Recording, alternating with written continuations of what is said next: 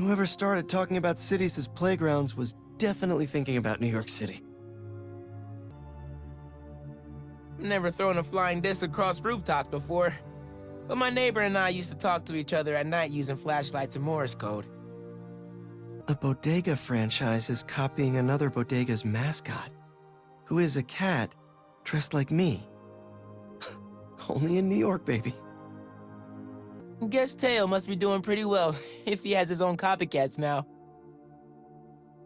Maybe it's because I've grown up with it, but it feels like chess's natural state is to be played outdoors in a park.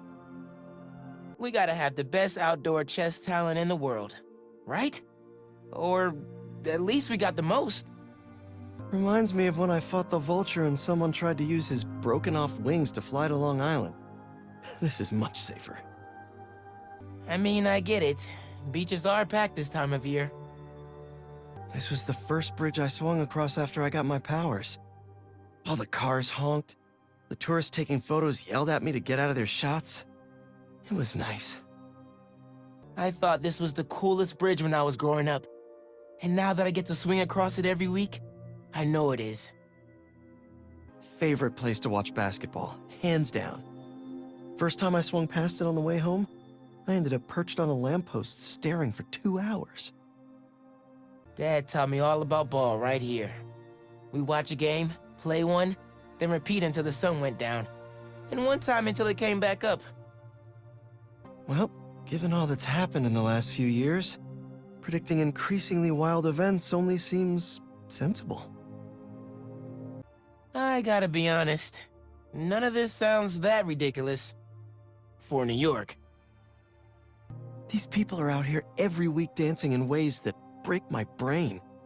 I've actually been studying them for ideas on how to dodge better. I've seen them show up every day to do these dance-offs. I kinda wanna jump in. Well, mostly just wanna stare and all. Harry's favorite tennis court. With some luck, I'll be able to afford a membership when I'm 40. Oh, who am I kidding? I'll never be a member. This court used to be free. Then some startup bought the building and put in a membership program. Protesters like these are the reason why Oscorp's been speeding up their payouts lately. Props to these people. They've lasted way longer than the Roxxon protesters. Respect to anyone who performs in front of an audience. I did an open mic set once. Aunt May was the only one laughing in the whole crowd. And she was hooting. My drama teacher, Mr. Nichols. He still goes out for auditions because he wants to learn more to teach us. What a legend. One time, these guys started to play music to match the fight I was in down the street. It was like I had my own bards. I always get inspired here. Just the back and forth, listening and responding. Full improv. The only conversations I'll never get bored of. Love wins. Love is love. The timekeeper. He always made sure I got to class on time when I was at ESU. Don't think I could have managed college and the whole superhero thing without him. The timekeeper. An ESU legend. He's been making sure students stay safe and get to class on time forever. Hope I get to know him if I get in. Can't imagine how hard it is to open a food business in New York, let alone find success with it. Wow. I remember when they were sharing a table with a smash burger vendor at the Harlem Street Fair. Good for them.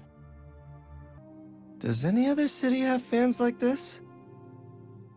Some people thank you for helping out. Others dress up as you and come up with terrible catchphrases. Accidents aren't unique to New York, but it does feel like they happen a lot here. At least these two are all right. Looks like everyone's okay. Honestly, some days it feels like getting into an accident here is a rite of passage. Robbie recommended this place back when MJ and I were first going out. So cool. Totally made up for my obscene sweating from fighting Rhino that day. Uncle Aaron told me he hang around here with Dad all the time. Definitely gonna check it out. When I'm old enough. Little Odessa has one of the oldest farmers markets in the city.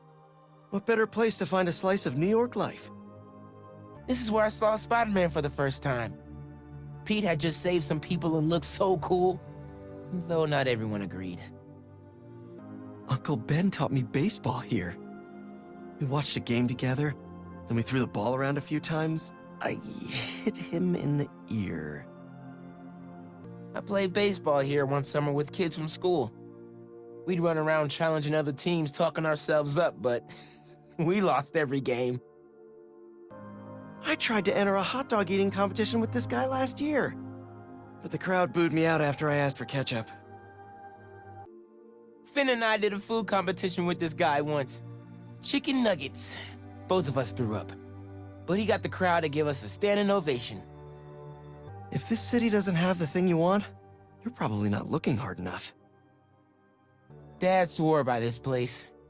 Took him weeks to get me and Ma to try it. But once we did, we became converts for life. Ah, the old days. Love going to the matches with Ma. She always cheers when they break out the chairs. Like, a lot.